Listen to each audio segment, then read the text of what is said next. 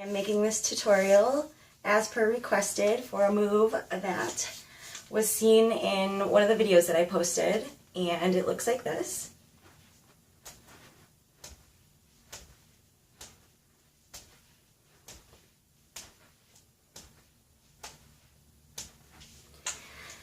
I don't think it's one that I watched and learned. I think it was one that just sort of happened, you know, when I was dancing, and I liked it. It feels fun and it looks kind of pretty. So I would use like a middle-sized hoop that you have.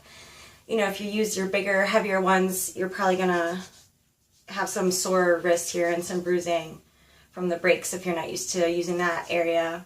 And your lightest one is gonna go faster, obviously, and you wanna not put all your attention into like keeping the hoop up. You wanna work more into the rhythm of where you're breaking it, and you know, a little bit of momentum then helps.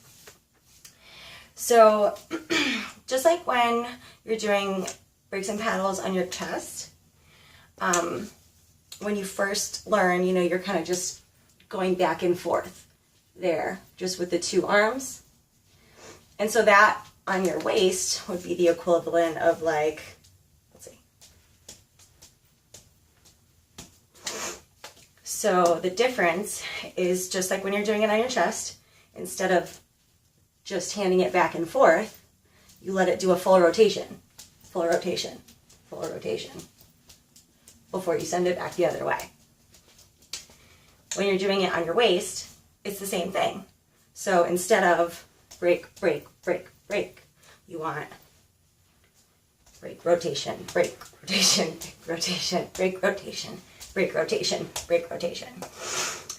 I like to kind of, you know, bend into it. It looks prettier. It helps keep the hoop flat instead of wonky. It makes it stay up better.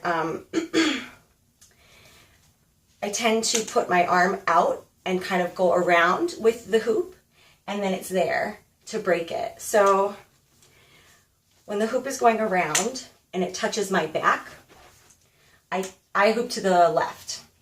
So when it touches my back in a rotation, I stick my left arm across my body, and then as the hoop is going around, I kind of follow it with my arm to go out.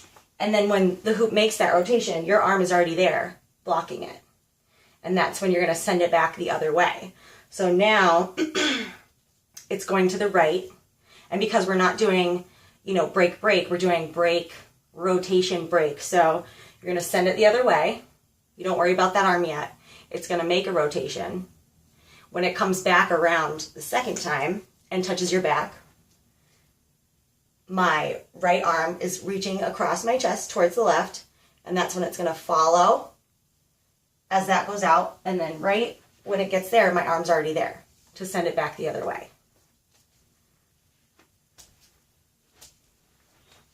I don't know, maybe it'll, I don't know how to do the slow-mo thing that you mentioned. Maybe if I use a bigger hoop, it'll look a little slower. This is my first Poly Pro. This is a 35-inch, so maybe it'll help. Feels really big.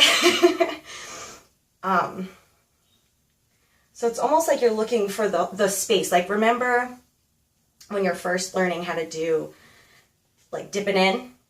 Oops. You know, to find that area that you have to work with any trick that requires you to stick your hand in and grab it. So it's kind of like space around the body. So I'm basically doing the same thing, but instead of in the hoop, I'm just going kind of over the hoop.